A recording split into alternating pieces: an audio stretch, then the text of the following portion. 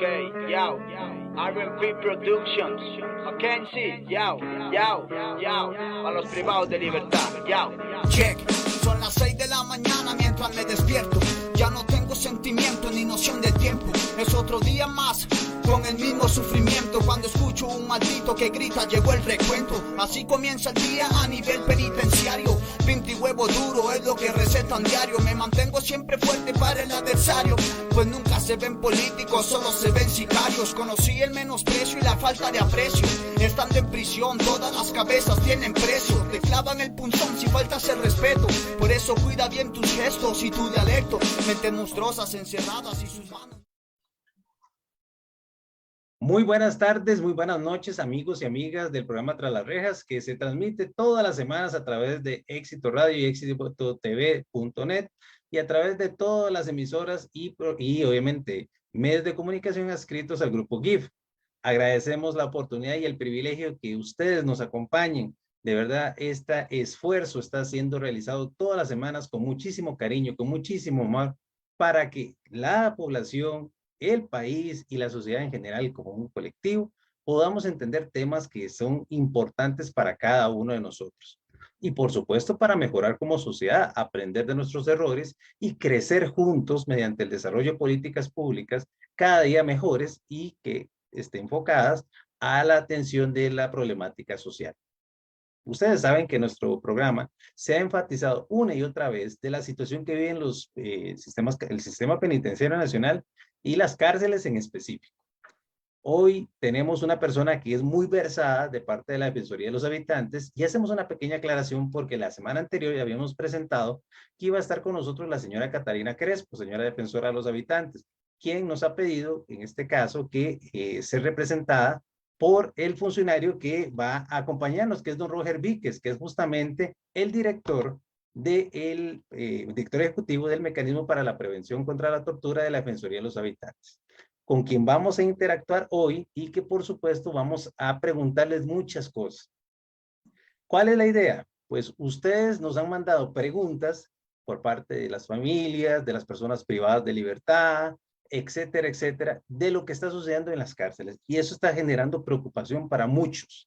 Queremos conocer, obviamente, cuál es el posicionamiento de la Defensoría de los Habitantes y del mecanismo como tal, y vamos a ir también conociendo aspectos importantes de la tortura y cómo se previene la tortura en Costa Rica.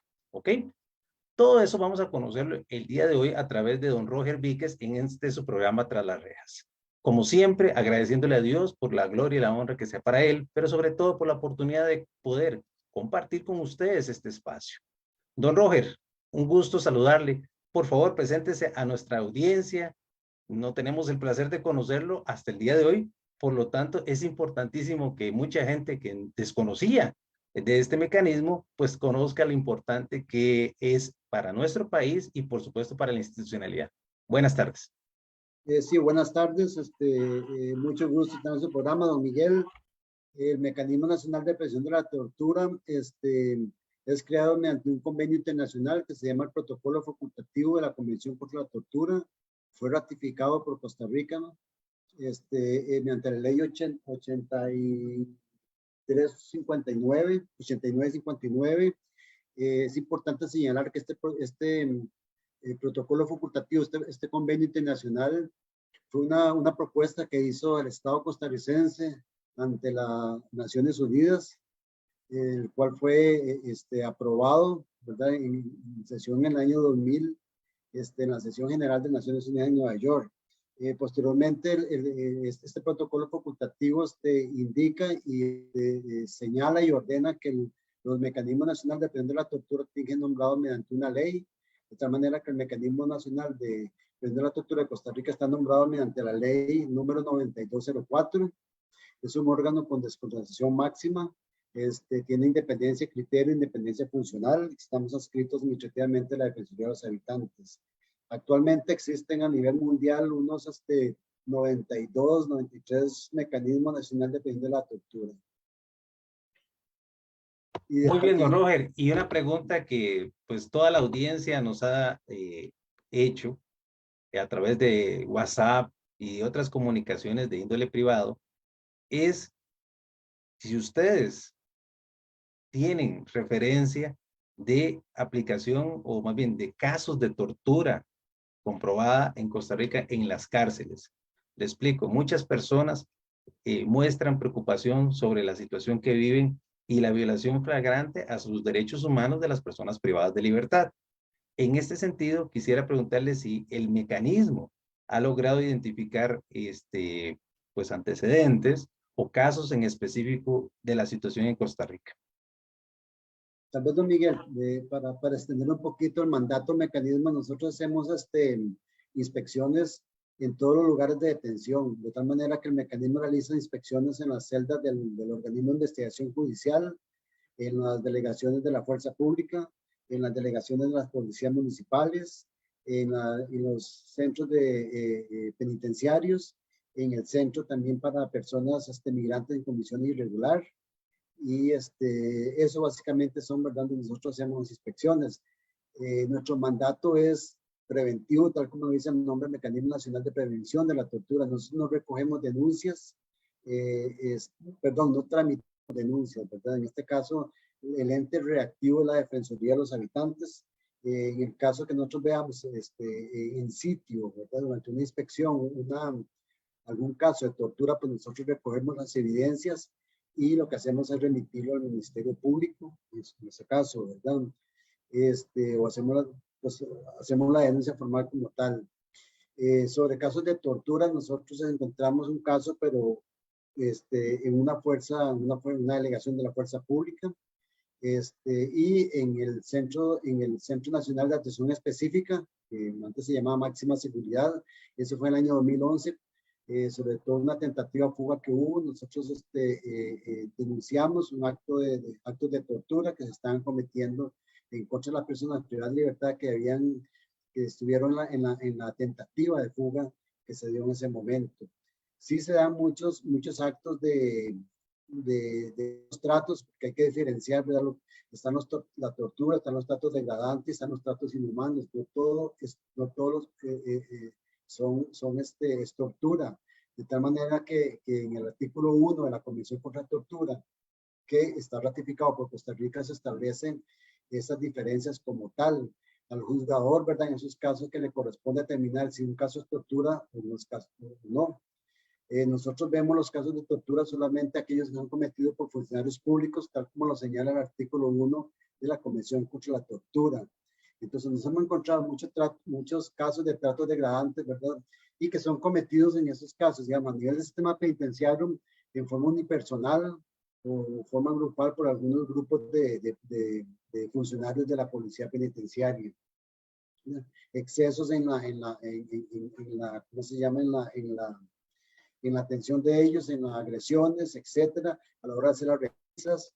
En algunas veces hemos visto, hemos detectado, ¿verdad?, que se dan estos excesos que se convierten en tratos degradantes. Casos, digamos, sobre estrictamente tortura, nosotros no hemos detectado todavía, ¿verdad?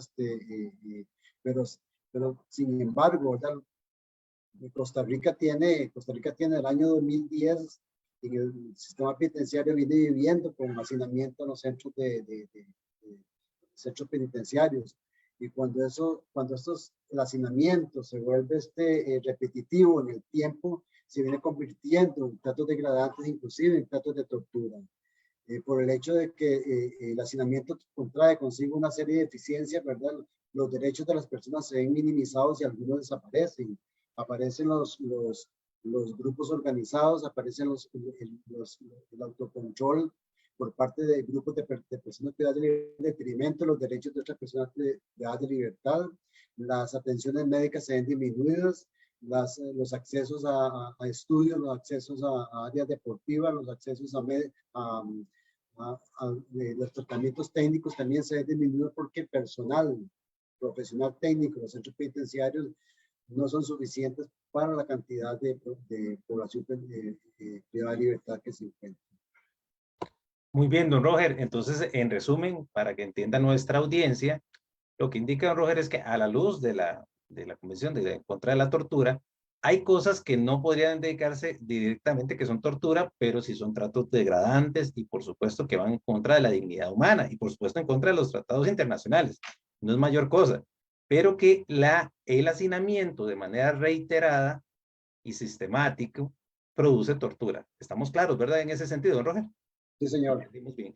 Perfecto. Vamos a un caso que es importante y yo quisiera que usted profundizara muchísimo, que es el informe del 2016 justamente del mecanismo, que como usted lo indicaba muy bien, ustedes abordan no solamente los centros penitenciarios, sino que también las delegaciones de fuerza pública, las celdas de OIJ y demás, pero específicamente en el 2016 ustedes fueron al CAI San José.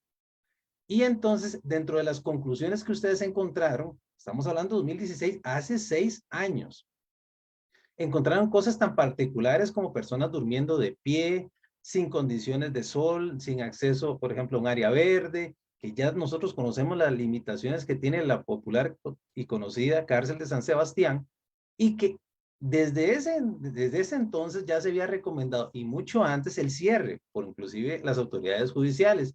Pero aún hoy está ese lugar ahí, y hay gente que ha permanecido años en San Sebastián bajo esas condiciones.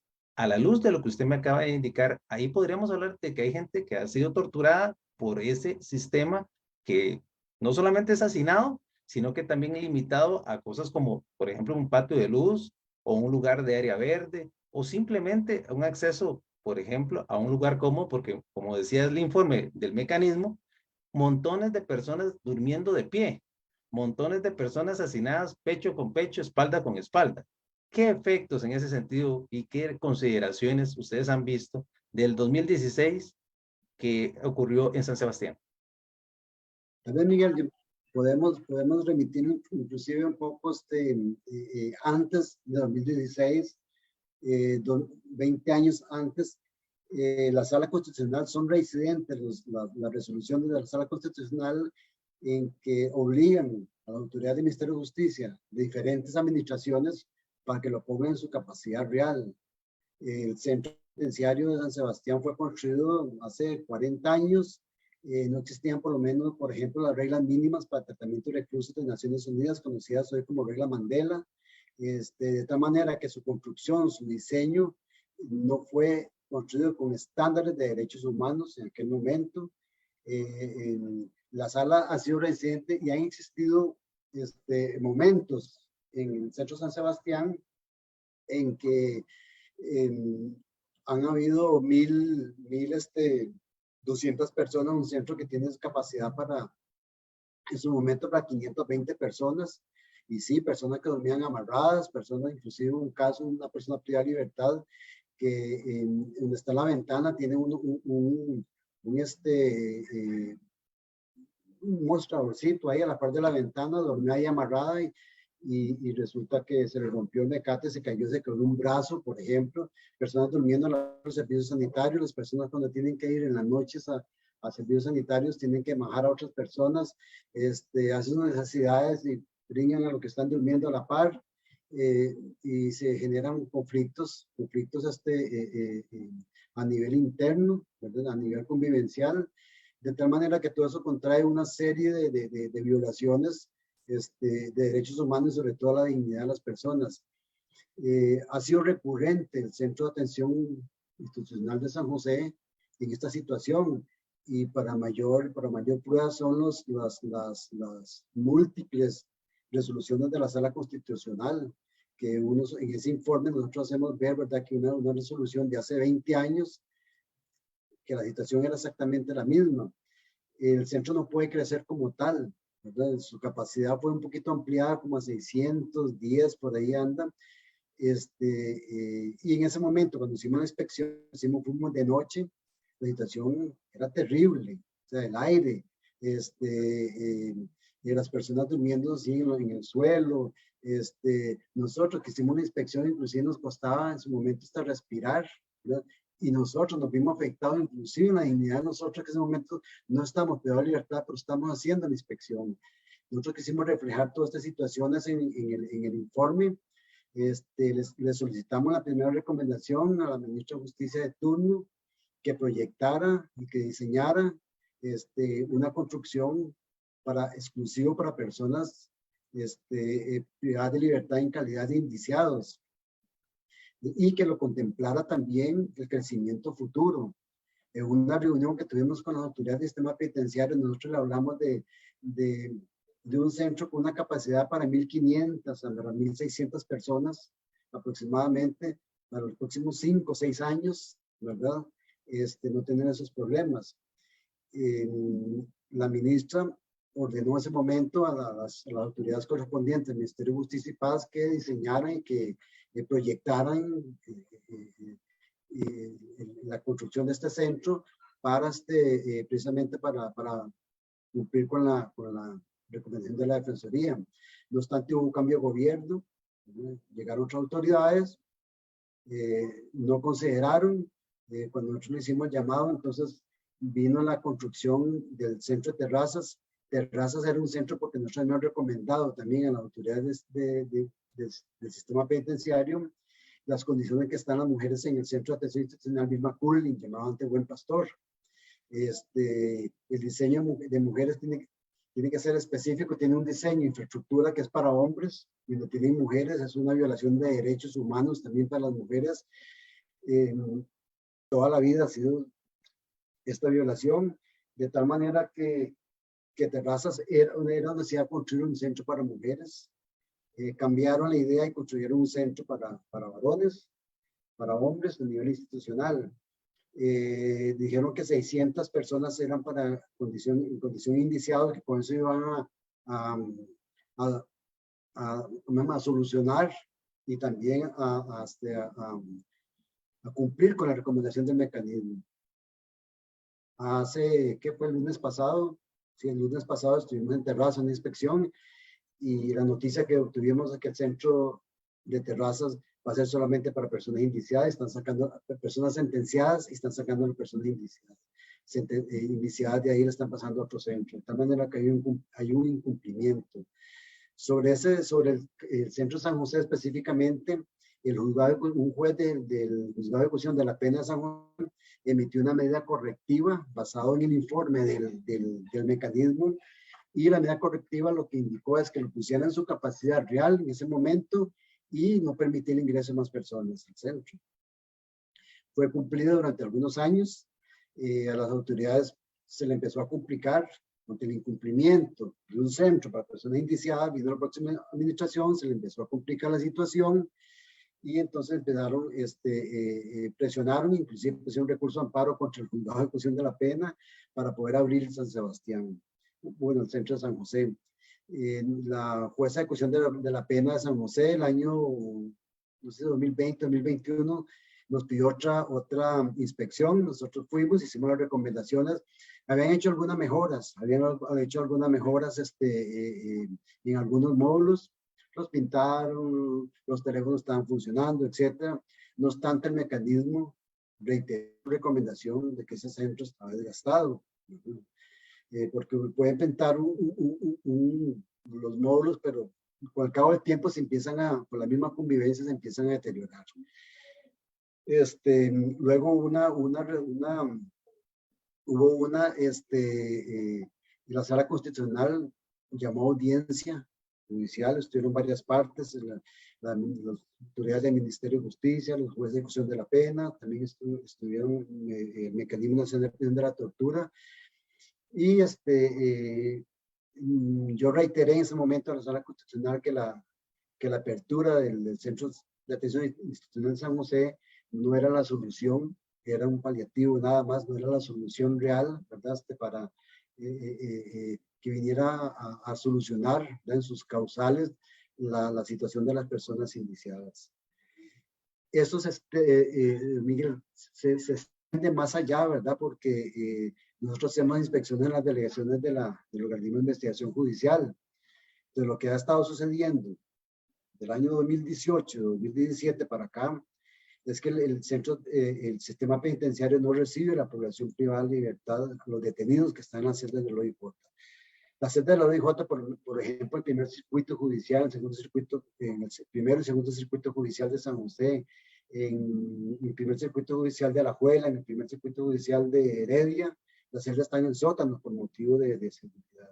Entonces son celdas que permanecen con, 24 horas con las luces encendidas, no tienen acceso a ventanas. Si bien las autoridades del Poder Judicial han implementado mejoras, ¿verdad? Porque nosotros no reconocemos esas mejoras, son celdas de transitorias. En otra ocasión, por otro recurso de amparo, le dijimos a la Sala Constitucional, nos pidió un informe, le dijimos que las celdas debían de ser de 24 horas, porque en su momento dado, cuando se puso el recurso de amparo, porque las personas permanecían hasta 15, 22 días en las celdas judiciales, la sala permitió que estuvieran como máximo 7 días. Posteriormente vino otra audiencia y nosotros le dijimos que eran 24 horas y se lo justificamos a la sala. La sala determinó que eran 72 horas lo que podía permanecer. No está siendo cumplido por las autoridades del Ministerio de Justicia, ¿verdad? Porque recientemente fuimos a la delegación de Heredia, del OIJ de Heredia, y encontramos personas con 15, con 10 días, 12 días. Las personas ahí, ellas pierden, cuando los entrevistamos, pierden la noción del tiempo, no saben si están de noche, no saben si es de día, etcétera, no tienen acceso a un patio de sol, no reciben sol, etcétera, ¿verdad? Entonces, y son lugares muy pequeños, la situación de claustrofobia es bastante fuerte también para con ellos, más en el transcurso del tiempo, no hay visitas familiares, etcétera. Si bien les permiten la llamada telefónica, pero no hay visitas personales. Nos encontramos en tiempo de COVID, en el año 2020, 2021, personas en el primer circuito judicial que tuvieron que cumplir la cuarentena y la enfermedad de COVID en una celda del Poder Judicial bajo esas condiciones, cuando las mismas autoridades médicas decían que tenían que estar en lugares aireados, que tenían que asolearse, que tenían, o sea, sin ninguna condición, y precisamente porque el sistema penitenciario no está recibiendo en tiempo a las personas privadas de libertad en calidad de indiciados. La semana pasada, antepasada, estuvimos en las celdas del OIJ de Alajuela y nos topamos también con la misma situación, personas más allá de las 72 horas que están ubicadas ahí precisamente porque justicia no lo recibe. De tal manera que con esto lo que quiero concluir es que la recomendación que hicimos en el año 2016 era preventiva precisamente para evitar todas estas violaciones de derechos que se están generando. El mecanismo nacional de prevención de la tortura, por ser preventivo, por no ser un órgano reactivo, con nuestra recomendación, al fin de cuentas, nos convertimos en un colaborador del Estado costarricense para prevenir estas situaciones.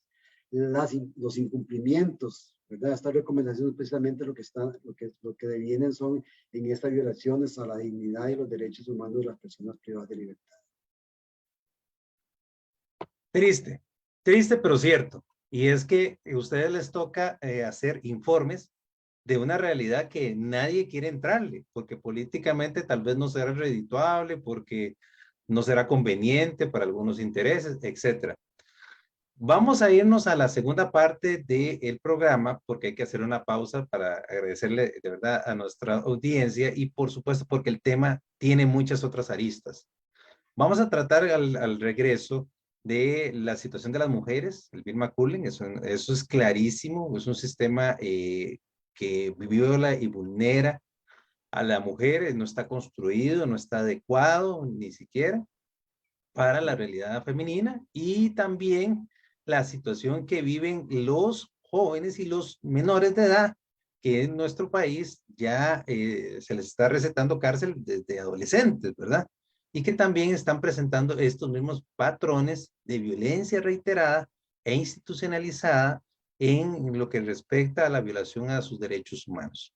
Vamos a una pausa comercial aquí tras las rejas. No se muevan, ya volvemos. Muchas gracias.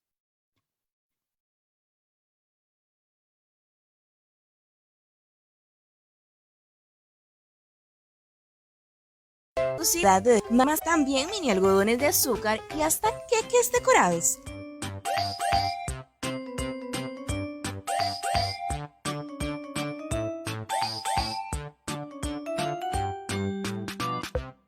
Esto sí que es una delicia por completo. Para pedidos y cotizaciones, llame al 8992-4523. Somos Dulces Cositos.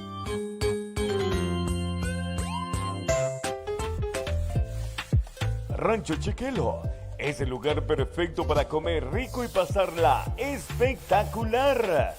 El buen sazón de nuestras comidas se conjugan con un ambiente ideal para pasarla con la familia o amigos. Nos ubicamos 300 metros sur de la Plaza de Deportes del Tablón del Huarco en Cartago. Ven y comprueba por qué somos el restaurante preferido de nuestros clientes. 1, 2, 3, ¡vale! Rancho Chequelo.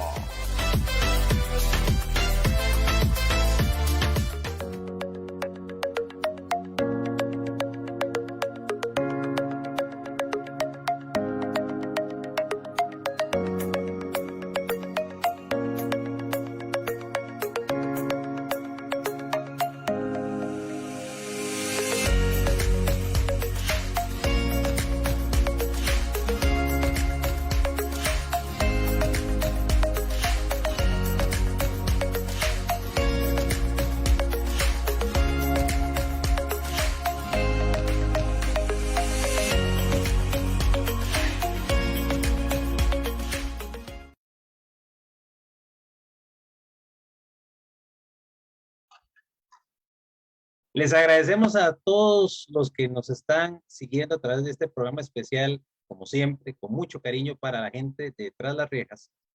Y hoy don Roger Víquez, que es el director del Mecanismo para la Prevención contra la Tortura, que está adscrito a la Defensoría de los Habitantes, nos viene a, bueno, a decir una verdad que para todos no es, pongámoslo así, desconocida, porque lo vemos en los evidentes casos de violencia dentro del sistema penitenciario, de las barbaridades que ocurren, inclusive hace poco nos enteramos en la prensa, una persona de la tercera edad que no se le da atención médica y que según palabras de lo que dice la nota de prensa, la oficial, bueno, la persona encargada de la seguridad penitenciaria, lo que dijo fue, bueno, a ver si amanece, y lastimosamente la persona no amaneció. De ese tamaño son los tratos denigrantes, como lo decía el señor Roger Víquez, que va en contra de la dignidad personal y obviamente la dignidad humana, va en contra de todo lo que es obviamente la parte jurídica y por supuesto la protección de derechos humanos. Ahora vamos con don Roger, porque también él nos viene a informar de que no solamente ocurre ahí, sino que ocurre en las celdas del OIJ. Nos venimos a enterar de que hay hacinamiento en las celdas del OIJ, que también eso no ha sido algo de desconocimiento, inclusive obligan literalmente a reabrir San Sebastián debido a la cantidad de gente que había en celdas del OIJ. Eran literalmente, bueno, latas de sardinas, pongámoslo así en un término para ver es popular, en donde era uno tras otro. Y esto justamente quería llegarle a este tema, lo que es el hacinamiento. Don Roger, en las condiciones que ustedes hablaron del 2016, que no solamente han sido en 2016, sino que ya tienen mucho tiempo, hay gente que por su situación, por su sentencia, ha vivido años hacinado. Y le quería preguntar, ya que el mecanismo ha hablado de las consecuencias del hacinamiento en las personas, ¿qué consecuencias produce ese hacinamiento, por ejemplo, no solamente en la convivencia social, sino que a nivel interno, las personas qué están pasando cuando tienen que vivir, pongámoslo así, en esas condiciones durante lapsos de años, de meses, y que no cambia su condición? ¿Usted nos podría informar, por favor? Sí, don Miguel, la situación de hacinamiento es transversal y es integral, ¿verdad? La violación de derechos. Con el crecimiento de la población penitenciaria, se da una situación que el crecimiento de los funcionarios, profesionales técnicos, no en forma proporcional creciendo con la población, ¿verdad? En ese sentido, los servicios se ven disminuidos, ¿verdad? Cuando vemos las constantes denuncias que recibe la Defensoría de los Habitantes, por ejemplo, y también la Sala Constitucional con recursos de amparos para la omisión en atención médica, especialmente porque los médicos tampoco dan abasto. La seguridad penitenciaria también tiene que brindar sus servicios. Entonces aquí hay que tomar en consideración, por ejemplo, que para ir a una atención médica, la policía penitenciaria quien traslada a estas personas a las unidades médicas, a las clínicas que están al interior de los centros, ¿verdad? Si no hay suficiente personal de seguridad, no pueden trasladarlos. El objetivo de una sentencia, el cual está establecido en convenio internacional como el Pacto Internacional de Derechos Políticos, la Declaración de Derechos Humanos del hombre, derechos, obligaciones y derechos y obligaciones del hombre, etcétera. El mismo Código Penal, el objetivo de la reinserción de la persona privada de libertad. A nivel de sociedad se critica mucho porque a la persona privada de libertad le tienen que dar atención médica, porque le tiene que dar alimentación, porque le tiene que dar una visita íntima, porque le tiene que dar visita familiar. Pero estas personas, en la medida que puedan obtener, ¿verdad? Un tratamiento educativo, un tratamiento de salud, ¿verdad? Todas esas obras, todos estos derechos, y que puedan salir de un sistema penitenciario con un título, con un oficio, obviamente que también se va a ver beneficiado no solamente la sociedad sino la seguridad humana, ¿no? Y eso es lo que se pretende a nivel del sistema penitenciario. Esos son los objetivos, ¿verdad?, que estableció el mismo Código Penal. No obstante, ¿verdad?, todo eso con el hacinamiento, todos estos procesos se pierden y se han ido perdiendo. Desde el año 2010 se han ido perdiendo porque no ha habido un crecimiento de la población técnico-profesional, de tal manera que hay un recargo de trabajo también para estos funcionarios que a ellos se les violenta el derecho laboral. Y por otra parte se le violenta también a las personas privadas de libertad al disminuirse sus derechos. Un centro penitenciario tiene que tener 3 objetivos básicos, que es el control del centro, la seguridad y el respeto de derechos. Con el hacinamiento hemos visto, hemos palpado en el centro penitenciario que se pierde el control, ¿no?, y se genera actos de corrupción. Se dan los autogobiernos por parte de la población, de grupos de personas privadas de libertad. Se dan también gobiernos a veces por la policía penitenciaria, ¿verdad?, que realizan acciones que no deberían realizar, que le corresponden a los funcionarios profesionales, de tal manera que en forma generalizada, en forma transversal, se violenta una serie de derechos con este tipo con el hacinamiento que se genera a nivel de sistema penitenciario. Don Roger, ¿y cómo está el tema del bien McCurling? ¿Cómo están en la parte de mujeres? Como lo dije anteriormente, Miguel, el Estado costarricense, el Ministerio de Justicia y Paz, tiene una gran deuda con las mujeres privadas de libertad. A nivel del sistema penitenciario existen varios niveles: el nivel de mujer, el nivel de adulto mayor, el nivel de personas menores de edad y el nivel de adultos que está institucionalizado, y toda justicia también tiene el nivel de pensión alimentaria que corresponde administrarlo. Cada población de esta tiene que tener una atención específica, así como uno lo ve en la misma sociedad. Si una persona menor de edad está enferma, se lleva al Hospital Nacional de Niños. Hay médicos, hay pediatras, hay psicólogos, hay trabajadores sociales especialistas en tratamiento para menores de edad. Una detención de una persona por cualquiera de las policías preventivas o reactivas de nuestro país tienen que tener un protocolo de detención para este tipo de personas, y se visualiza ahí no solamente que sea menor de edad, también el perfil que tiene la persona. Hay una persona que necesita tener un grado de contención más alto y otras no. Entonces en eso tienen que tener lo que llamamos seguridad dinámica, esa inteligencia para determinar y para observar a qué tipo de personas están deteniendo. Y en cuanto a infraestructura, la del tipo de mujeres, ¿verdad?, la gran deuda es que construyeron módulos iguales que son los de varones. Inclusive uno va a los centros, cualquier centro penitenciario de los 14 que tiene, y tiene módulos de oportunidades. Son casitas prefabricadas, no tienen rejas, son abiertas, las personas permanecen afuera, La mayoría están trabajando, trabajan en diferentes oficios.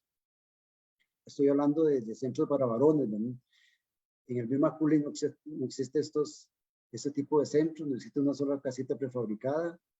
El módulo de oportunidades que ellos tienen es un módulo cerrado, como un centro, como un pabellón cualquiera de un hombre que es cerrado, de tal manera que a partir de ahí sea una violación sistemática a la población privada de libertad femenina.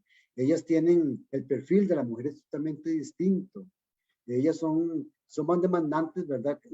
En cuanto a servicios, pero no requieren, la gran mayoría, un porcentaje sumamente alto, no requieren una contención tan rígida como las tienen ellos ahora. Inclusive detectamos en la última inspección que tienen un área, ellos no les llaman máxima seguridad. Todas las privadas de libertad le llaman máxima seguridad y siempre se le llamaba máxima seguridad. Ahora les dicen que no es de máxima seguridad, pero ahí meten a personas, a mujeres, con un sistema de máxima seguridad. Si no tiene el nombre, el sistema sí lo es. Y un sistema que no debería existir en un centro para mujeres. De tal manera que las autoridades cuando, ¿cómo le puedo llamar? No ejecutaron o despreciaron el diseño para un centro para mujeres, continuaron con la línea de violación de derechos para este grupo de personas privadas de libertad. Posteriormente, durante años, hubo otra violación sistemática de violaciones de derechos porque es un centro único que hay para mujeres, que es el mismo Cooling, está en San Rafael de Desamparados. Entonces, las personas privadas de libertad que venían de Limón, que venían de Liberia, que venían de Punta Arenas, imagínense toda la trascendencia para sus visitas familiares, sus visitas íntimas, para ver a sus hijos, etcétera. Pasaban meses sin ver a familiares, precisamente por situación económica, no pueden llegar a visitarlas. La persona privada de libertad de las mujeres totalmente distinta a la de un hombre, ¿verdad? Sobre todo cuando hay hijos de por medio. Actualmente, pues, en eso, pues, tenemos que esta administración que pasó dejó apertura para hacer una regionalización. En Pérez Celedón abrieron un módulo para mujeres. Hace algunos años abrieron un módulo en Liberia. Bueno, en Pérez Celedón hace unos años un módulo y lo cerraron. Abrieron uno para adulto mayor en Pérez Celedón y creo que están abriendo uno por el sector de Limón. No estoy muy seguro. Pero esta ausencia de regionalización también ha sido parte de la violación de derechos de este grupo de mujeres. Y es que el centro Vilma Cooling era un centro viejo, que uno podría decir, bueno, es que es lo que hay, pero en un momento, hace unos, creo que fue por ahí del año 2010, 2009, no preciso ahorita, el río que pasa ahí detrás empezó a comerse parte inclusive hasta las oficinas administrativas. Entonces tuvieron que construir nuevos módulos. O sea, que recientemente, estamos hablando recientemente, hace 10 u 8 años, construyeron nuevos módulos y los construyeron con el diseño restrictivo, ¿verdad? De una contención restrictiva que tienen los hombres. De tal manera que ni siquiera con esa oportunidad que tuvieron, pudieron saldar esa deuda que tienen para el grupo de población privada de libertad femenina. En una ocasión yo hice me tocó hacer una visita de inspección carcelaria en Panamá, fue un centro de mujeres, y se los dije a ellos, viven en casas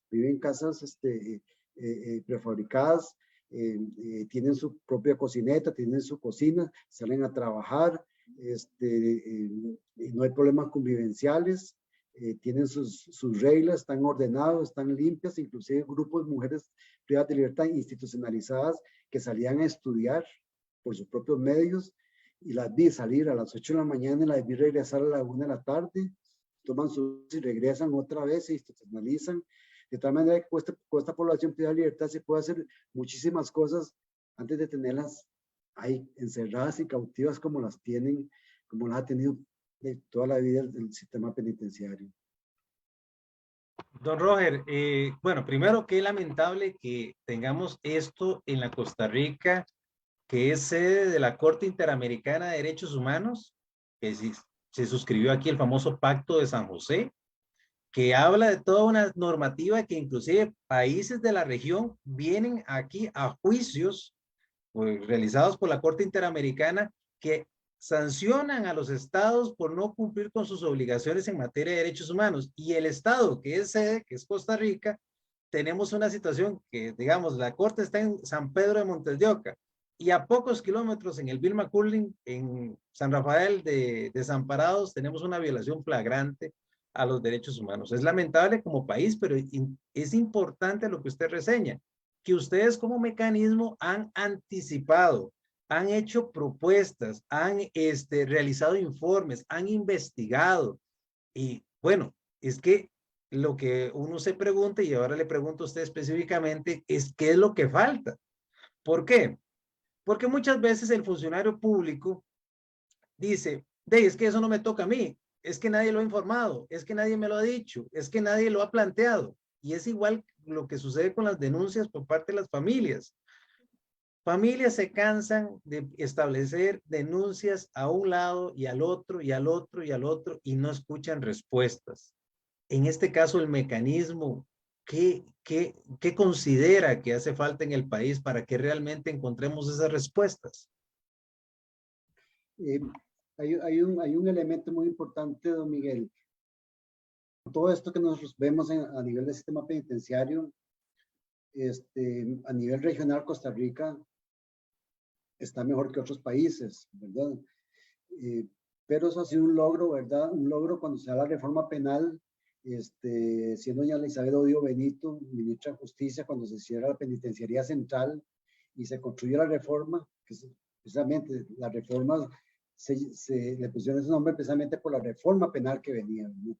Aquella banda terrible, los hijos del diablo que existían en la penitenciaría central, fueron ubicados bajo un sistema progresivo en la reforma, y allá no se dieron las situaciones terribles que se daban en la penitenciaría central, porque fue una infraestructura distinta, un sistema distinto, y hubo en forma sistemática una capacitación a los funcionarios del sistema penitenciario en derechos humanos. Entonces, los de libertad reaccionaron ante un trato humano, ¿verdad? Y los resultados fueron efectivos, ¿verdad? Se palió el hacinamiento que había en la penitenciaría central, se acabó con el traslado en aquel momento a la reforma. El sistema el sistema penitenciario, uno, digamos, de sus fortalezas, y que ha sido dirigido por funcionarios, yo le llamo profesionales civiles. Me ha tocado estar en otros países en donde el ejército es quien dirige los centros penitenciarios, o la policía, son policías los que están dirigiendo los centros penitenciarios. Costa Rica en eso ha estado a la vanguardia, que tenemos inclusive mujeres profesionales dirigiendo un centro para hombres. Han venido expertos a nivel internacional y se han quedado sorprendidos. Yo creo que eso no se debe perder. En este país no podemos perder, ¿verdad? Esa gran logro que se dio durante muchos años con esta reforma penal. Últimamente vemos que se ha querido ver al sistema penitenciario con un motivo, seguridad. Y se habla de seguridad ciudadana y se interviene a los centros penitenciarios con métodos policíacos, ¿verdad? Y la reacción puede ser negativa. En ese sentido, en primer lugar, ¿verdad? Continuar, porque han entrado muchos funcionarios nuevos, muchos funcionarios de estos ya capacitados en derechos humanos se han ido pensionando. Es importante iniciar una nueva convocatoria en capacitación en derechos humanos en los funcionarios nuevos. Cada 4 años, las autoridades que llegan tienen líneas distintas o disímiles a las de las autoridades anteriores. Eso también viene a confundir a los nuevos funcionarios. Algunos proponen el egreso, otros proponen que no egreso, otros proponen más mano duro, otros proponen que la seguridad. De tal manera que no hay una continuidad en las políticas. del sistema penitenciario. Aquí hay que tener en cuenta que lo que está en un centro penitenciario son personas, que se está tratando con personas que están bajo el principio de sujeción especial del Estado. El Estado tiene la obligación de velar por ellas, de darles los derechos mínimos que ellos necesitan, ¿verdad? Y todo con la finalidad de lograr la reinserción. De tal manera que ven los centros penitenciarios como un sistema de seguridad y de control de seguridad, ¿verdad? Dejando por fuera los derechos, precisamente se puede perder el control de un centro y eso puede ser difícil, ¿verdad? Don Robert, usted hablaba de un centro penitenciario famosísimo, obviamente el más importante del país, el Complejo La Reforma, conocido como CAI Jorge Arturo Montero Castro. Famosísimo en el sentido de que todo el mundo lo menciona, etcétera, pero que también ya tiene limitaciones. Y hay que decirlo porque inclusive los mismos funcionarios penitenciarios, policías penitenciarios y demás, que viven en ese lugar, porque también recordemos que su estancia, inclusive muchos de ellos, es que tienen que pernoctar en el lugar, tienen que dormir ahí, tienen que desarrollar sus actividades ahí por su rol de trabajo, ya tiene limitaciones importantes ese centro. ¿Y cuál ha sido la solución dentro de esa perspectiva de seguridad que usted menciona? Sí, abrir otro centro y mandar más gente, y es como abrir una bodega para llenar la bodega y seguir jalando un lado y vaciamos de aquí para colocar allá. Y usted lo ve en los números del hacinamiento. El hacinamiento carcelario, cuando conviene para un informe, se maneja entonces que distribuyeron en flotante a gente para un lado y para el otro, y ya con eso disimulan o maquillan lo que está pasando con el hacinamiento. Voy en ese sentido a preguntarle, dentro de ese hacinamiento, que también lo viven hasta los policías penitenciarios, porque hemos visto inclusive denuncias de ellos en las condiciones como duermen, como viven, etcétera, que eso implica también para ellos un ambiente de trabajo hostil, que de por sí es hostil, pero más hostil aún y que lamentablemente en una relación de poder, como es en este caso, entre una persona privada de libertad y el garante, en este caso que sería el Estado, y a través de los funcionarios penitenciarios, muchas veces se dan agresiones, y no solamente a ellos, sino en contra de sus familias. Son innúmeras las quejas que recibimos en este programa de que les hacen cosas a los familiares, y las personas que son familiares no son privados de libertad, no están sentenciados por ningún delito, no han pasado por una sala de juicio, pero aún así tienen un tratamiento casi de privados de libertad en el ingreso, por ejemplo, los centros penitenciarios, en el trato, por ejemplo, cuando les quieren dar una comida a algún familiar, abusos inclusive que relatan, y ha llegado a tal tamaño que en el sistema penitenciario, a una gestión que hizo este servidor a la señora ministra anterior, doña Fiorella Salazar, llegamos a la conclusión que es una barbaridad que ni siquiera hay información, había en aquel momento, ya ahora sí hay, gracias a Dios, pero ni siquiera hay una información para decirle a las personas dónde denunciar. Y entonces muchas personas por su humildad, bueno, inclusive por sus limitaciones de índole personal, hasta por miedo, aceptan violaciones a sus derechos humanos para que no le pase nada a su ser amado dentro del centro penitenciario, y son autoridades las que hacen eso. En ese sentido, ¿ustedes qué medidas han considerado? Porque esto también implica pues maltratos y por supuesto actos denigrantes en contra de la población privada de libertad. Viera, Miguel, usted toca un tema muy importante, ¿verdad? Y que a veces a nivel de sociedad no se comprende hasta que se vive. Cuando hay una sentencia penal, la sentencia penal se extiende a su familia, se extiende a sus amigos, se extiende a sus seres más. Una persona va privada de libertad, pero su familia no duerme tranquila, ¿verdad? No duerme tranquila. Siente la pena de tener una persona privada de libertad, pero hasta que se vive. Yo he tenido personas cercanas que hablan en contra de la población privada de libertad, que critican, que proclaman los derechos, y después los he visto cambiar su pensamiento en forma drástica porque un familiar o un amigo muy cercano cayó privado de libertad, se dieron cuenta lo que es estar ahí, ¿verdad? De tal manera que eso hay que tenerlo muy, muy presente a nivel de sociedad, cualquiera de nosotros, los que están escuchando, profesional o no, estamos en la posibilidad de caer privado de libertad en algún momento, inclusive en forma indebida, ¿verdad? Aunque sea por horas, llegar a una fuerza pública, llegar a una celda del OIJ, o estar un mes, 2 meses, pues no, miren, usted no es culpable, salga. Vivir esa experiencia es sumamente terrible, ¿verdad? Entonces yo creo que ahí está la población debe sensibilizarse en este tema. Nosotros siempre decimos que las cárceles son el espejo en que la sociedad no quiere retratarse, ¿verdad? Y bien lo dijo Nelson Mandela, ¿verdad? No recuerdo textual, pero digo, así como tratan a las personas de libertad, así es un país, ¿verdad? Así es su sociedad. De tal manera que en el caso del centro Arturo Montero, le puedo decir que ahorita el centro Terrazas, porque es un megacentro, en realidad lo que se conocía como Reforma tiene el ámbito A, el ámbito B, el ámbito C, el ámbito, y de hecho, Máxima Seguridad antes pertenecía al Arturo Montero, luego crearon como un centro aparte, llama el Centro Nacional de Atención Específica, que es Máxima Seguridad, y cada ámbito de eso tiene su propio director, tiene su propio grupo técnico profesional, tiene sus propias escuadras de seguridad, pero son independientes con un director general, ¿verdad? Y con una coordinación en cada una de las disciplinas.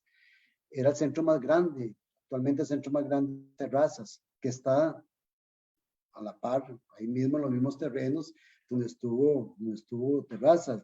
Y nosotros nos preguntamos precisamente hace la última visita que hicimos esta semana, que donde construyeron Terrazas, eran cafetales y estaba un ámbito de talleres industriales donde las personas trabajaban, y todos esos terrenos donde las personas de libertad podían trabajar se han ido utilizando para construir más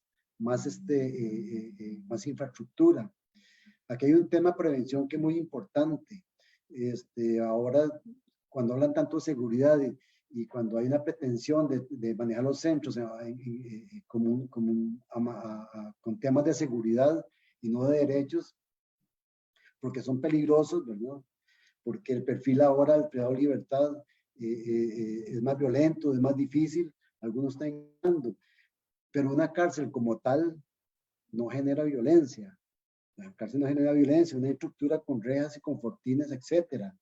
Quien genera violencia son las personas que la sociedad está transmitiendo al sistema penitenciario.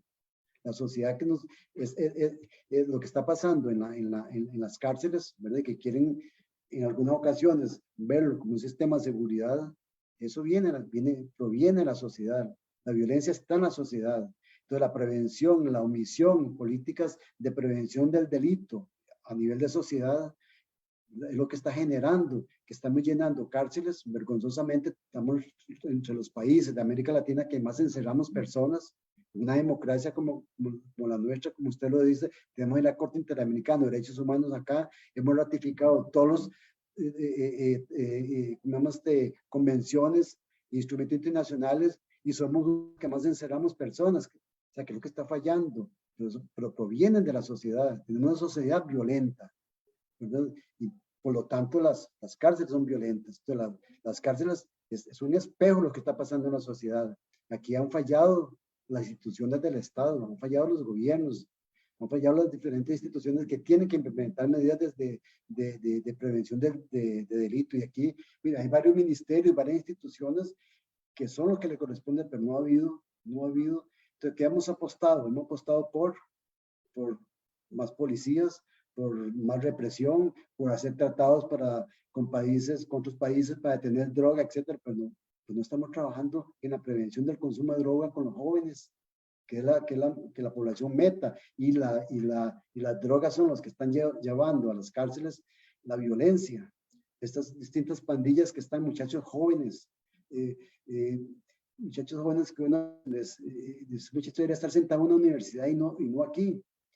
Y personas, por ejemplo, que se han dedicado al sicariato dicen, no, yo no soy homicida, yo soy sicario. Y lo dicen con una, no orgullo, pero se diferencia del homicida, porque ellos son sicarios, es un trabajo, porque ellos me están pagando, es una profesión. Entonces, ¿cómo hacemos para cambiar esta situación, los valores, la educación a nivel de sociedad? El sistema penitenciario tiene un programa muy bueno, el sistema Monarca, que es para desintoxicar drogas, para drogas y alcoholismo, y se trabaja conjuntamente con los familiares tienen, hay reuniones y hay educación, hay oficios, y salen adelante las personas. Y yo le decía, mire, magnífico, qué bueno este proyecto, pero qué lástima que este proyecto no esté en la sociedad, para prevenir que las personas por las drogas cometan un delito y tengan que venir aquí a tener este proyecto, este programa, que les sale inclusive más caro al Estado, ¿verdad? Que entonces, esta parte de prevención a nivel de Estado es lo que está fallando, y vamos a seguir llenando cárceles, y vamos a seguir llenando cárceles si seguimos apostando solamente por medidas represivas, por sanciones represivas. Subimos de 25 a 50 años y no se logró absolutamente nada. Cada legislatura, llegan diputados a meter más delitos, más tipificaciones con cárcel, más conductas con cárcel, y nadie está trabajando con la prevención. Entonces, el sistema penitenciario, claro que en su momento colapsa, porque lo que hacen es administrar y recibir lo que le manda el Poder Judicial. Y el Poder Judicial lo que hace es sentenciar lo que la sociedad, lo que el Estado costarricense está omitiendo, ¿verdad? Y las personas están cometiendo estos delitos. Entonces, es una cadena, ¿verdad? Cuando uno ya entra a nivel del sistema penitenciario, vuelve a ver hacia afuera, y las autoridades y la sociedad costarricense no quieren retratarse. Y eso que pasa a nivel del interior del sistema penitenciario, pasa también en las sociedades, lo vemos todos los días, que estafan, sí estafan, pero a nivel de sociedad también están estafando. Y solamente un señalamiento. Sí está bien, tienen que proteger, sí también tienen medidas de seguridad, porque tampoco el mecanismo trabaja con la impunidad. Nosotros como mecanismo decimos, no, trabajamos en su mandato, proteger los derechos que están en la privacidad de libertad, no con la impunidad. Nosotros no sacamos a nadie en libertad, pero la sociedad, el Estado y a través de sus instituciones públicas no están cumpliendo, y están perdiendo la batalla, ¿no? Don Roger, ya casi concluimos, pero hay un temita pequeño que es enorme. Vamos a ver, usted lo acaba de decir, la droga está llevando a muchos jóvenes, y vemos que la población cada vez mayor de jóvenes en las cárceles, pero que entran desde adolescentes al sistema penitenciario. Y muchas mujeres, injustamente, como lo tocábamos antes, están en un régimen de violencia que está en sus casas, en la calle, en sus barrios, con sus parejas, en relaciones abusivas, que muchas veces son las que las meten esas parejas al negocio de la droga, o las obligan o las prostituyen, y tras de eso el Estado les vuelve a tirar otra carga encima con su violación de derechos personales y humanos, ¿verdad? Obviamente, y una violación sistemática, ¿verdad?, en contra de la mujer y en contra de los jóvenes. Quisiera preguntarle específicamente cómo está el centro para menores y cómo está adulto mayor, en un par de minutos, por favor. El centro para jóvenes menores de edad, una infraestructura desgastada. Las autoridades profesionales técnicas no reciben capacitación para atender a estas personas. Nos hemos topado, el año pasado hicimos una inspección con la Fiscalía Penal Juvenil, con la Defensa Pública Penal Juvenil. El jefe de esa escuadra, yo lo conocí en máxima seguridad. Entonces, una persona que está atendiendo máxima seguridad no puede llegar a atender una persona menor de edad. Una infraestructura, lo que es el centro surquí, está totalmente desgastada, vieja.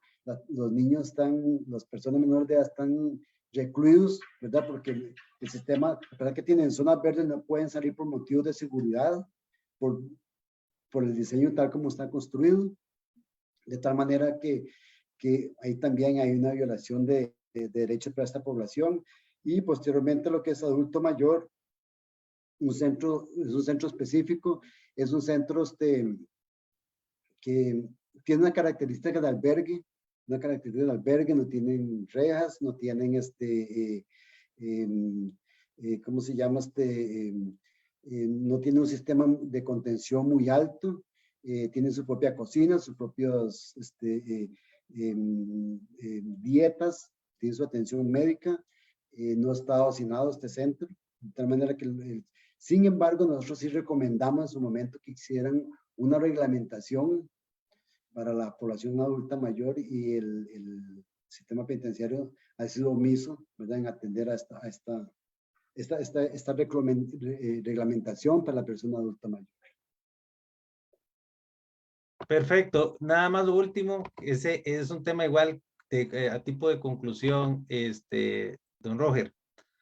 En Costa Rica, la prisión preventiva se le receta a todo el mundo como recetar, bueno, a los que son pobres, ¿verdad? Porque los que son políticos, eso nunca llegan a prisión preventiva, ni por supuesto la corrupción, que eso ha sido flagrante lo que sucede en las salas de juicio. Pero en el caso de las personas pobres o las personas que se quieren sacar el clavo, popularmente algunos, a eso le recetan pura prisión preventiva, e inclusive en este caso la Corte Interamericana de Derechos Humanos ha sancionado a Costa Rica por tener inocentes en la cárcel, literalmente. Respecto a la prisión preventiva, ¿usted qué recomendaría en un minuto? Porque definitivamente es un exceso y es una gran cantidad de gente que están colocando en el sistema que no hay capacidad para atenderlas. ¿Ustedes qué recomiendan al respecto? En un minuto le puedo decir, Miguel, yo hace unos, no sé, 3, 4, 5 años me reuní con ACOJUP, que es la Asociación de Jueces, y yo les decía a ellos que era urgente una capacitación, ¿verdad? Porque la sociedad tiene que entender que la prisión preventiva solamente son casos especialísimos, ¿verdad? Y así lo señala el Código Penal, está tan claro. Y entonces hablamos de capacitación, sí, a los jueces nuevos hay que empezar a capacitarlos, y la respuesta que me dieron, no, a los viejos también. Entonces, el problema es muy grande. Por eso les lo quiero dimensionar, pero yo creo que la capacitación es urgente. Yo creo que en las universidades deberían empezar a atender los profesores esta situación, ¿verdad? Esta situación, y enseñarles no solamente que lo que es el Código Penal, sino cómo aplicarlo, que es una prisión preventiva, y también meterse con instrumentos de derechos humanos, ¿verdad?, que se están violando en los casos de prisión, de la medida cautelar de prisión preventiva. Muy bien, entonces, como siempre, ha sido un placer. No sé si quiere cerrar con un comentario de un minuto, don Roger. No sé si hay algún mensaje para la población, por supuesto, a la sociedad en general, que está ávida de este tipo de oportunidades, y entrar en contacto con ustedes. ¿Cuál es el mecanismo para contactarles? Como un comentario, ¿verdad?, como un cierre, yo quiero tal vez hacer un llamado a las personas privadas de libertad que están escuchando, perdón, a las personas familiares de las personas privadas de libertad que están escuchando, que ellos son sumamente importantes. Nosotros, a través con los que tenemos la oportunidad de conversar, pues recibimos información sumamente valiosa, que nosotros luego entramos a corroborar, y que podemos emitir recomendaciones, hacer reuniones con las jerarcas para poder empezar a sistematizar, que ellos solucionen a la problemática. El mecanismo está situado en la Defensoría de los Habitantes. Mi correo electrónico es rviques@dhr.go.cr. Está el mecanismo que es mnppcr @dhr.cr. Nosotros, como hacemos inspecciones, es muy probable que no nos encuentren en las oficinas, ¿verdad? Llegamos, redactamos, y a veces vamos a un centro penitenciario. Nosotros duramos a veces hasta 3 días, hemos durado 4 días en un centro penitenciario, vamos y venimos al día siguiente. Cuando vamos a provincias, pues duramos ahí, hacemos un barrido, duramos 4 días porque vamos al centro penitenciario, las demás delegaciones, ¿verdad? Entonces nos traemos como con 10 inspecciones, de tal manera que esos días no nos, pero se nos dejan algún mensaje, pues nosotros lo vamos a ver también. A la central de la Defensoría también nos pueden pueden llamar y nos pasan a la extensión nuestra y nos dejan un mensaje, nosotros lo escuchamos. Sí, nosotros no tramitamos denuncias, ¿verdad? Toda la denuncia que nos quieran poner, lo vemos puede ser una denuncia en forma general, que nosotros vamos a ver la situación que está pasando, ¿verdad? Pero no vamos a hacer una instrucción de un expediente como tal, ¿verdad? Perfecto. Cerramos con una oración como siempre. Dios Padre Todopoderoso, a ti la gloria y la honra. Te pedimos en este momento, en tu palabra, Hebreos 13:3, que nos acordamos de los privados de libertad y vivimos juntamente con ellos. Bendice a don Roger, bendice a la gente que está en los centros penitenciarios, a sus familias, y que haya paz en todo el país. Te lo pedimos en el nombre poderoso de Jesús. Amén y amén. Muchas gracias, don Roger. Le agradecemos por la oportunidad y a ustedes por este programa. Hasta luego. Okay, yo, R&P Productions, Mackenzie, yo, para los privados de libertad, yo. Check, son las 6 de la mañana mientras me despierto. Ya no tengo sentimiento ni noción del tiempo. Es otro día más con el mismo sufrimiento. Cuando escucho un maldito que grita, llegó el recuento. Así comienza el día a nivel penitenciario. Pinto y huevo duro es lo que recetan diario. Me mantengo siempre fuerte para el adversario, pues nunca se ven políticos, solo se ven sicarios. Conocí el menosprecio y la falta de aprecio.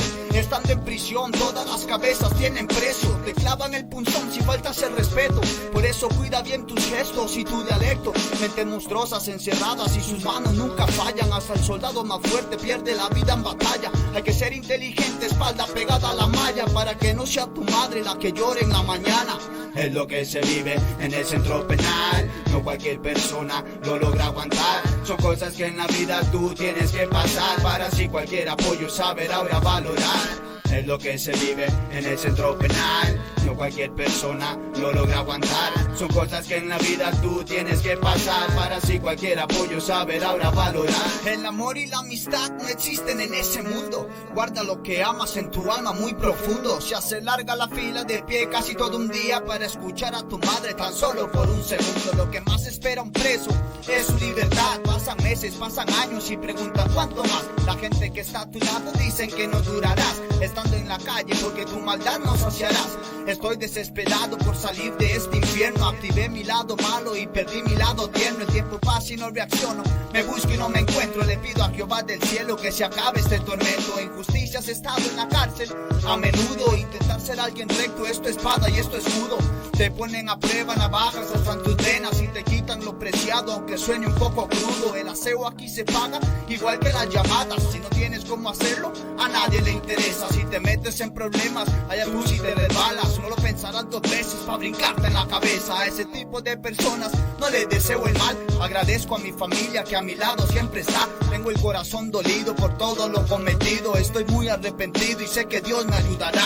Es lo que se vive en el centro penal. No cualquier persona lo logra aguantar. Son cosas que en la vida tú tienes que pasar, para así cualquier apoyo saber ahora valorar. Es lo que se vive en el centro penal. No cualquier persona lo logra aguantar. Son cosas que en la vida tú tienes que pasar, para así cualquier apoyo saber ahora valorar. El delito que me iban a acusar era inocente, pero sé que varias veces le hice daño a mucha gente. Ahora busco la manera de ser alguien diferente y no dejarme engañar por los designios de mi mente. De noche y de día le doy gracias a Dios. Quizás salvó mi vida de algo mucho peor. He aprendido a ser humilde y no sentirme superior. Cuando hago obras correctas conmigo estoy mejor. Espero que jamás vuelva a estar en prisión. Creo que con todo ese tiempo he aprendido la lección. Abrí más mis ideas y obtuve inspiración para que todos escuchen la realidad de una canción. Conozco la traición en su máximo esplendor. Me ha partido el corazón lo que era un supuesto amor. El confiar en mí no existe, creo que eso es un error. Ya sané mis cicatrices y ahora me siento mejor. El valor de las cosas las vemos hasta el final. Los tesoros preciosos no los sabemos guardar. El esfuerzo que generes todo te hace lograr. Y si te crees un fracaso pues se vuelve realidad. Es lo que se vive en el centro penal. No cualquier persona lo logra aguantar. Son cosas que en la vida tú tienes que pasar, para así cualquier apoyo saber ahora valorar. Es lo que se vive en el centro penal. No cualquier persona lo logra aguantar. Son cosas que en la vida tú tienes que pasar, para así cualquier apoyo saber ahora valorar. Eso sería Little John en el micro. Yao, en el micro. Saludos para Melesio y mi Z Zapata. Saludos para Valilla, saludos para Ángelo Loro, saludos para todos los compadres, Jordi, el viejo Lápiz, para Sobo, para Mariposa, saludos a todos los compadritos que pronto van a salir de ahí, Dios primero. Yao, saludos para todos mis compadres, también a Sergio, a Ángelo, a Jordan, que siempre son los que apoyan. Saludos a todos ellos, a mi familia, un beso, mamita, te amo. Esto lo estamos haciendo para empezar a sonar. Yao, Mackenzie, Yao, el mejor productor, Yao, Mackenzie. Saludos para Respect, mi padre, el Tiger, Yao. Un saludo para Medina, T-Producer, Yao. Eso sería 2022. Check, eso sería, gente. Apoyen bastante. Yao. Saludos también para Aka, Gringo, Yoyo. Fueron compadres reales. Pronto van a salir de ahí. Yao.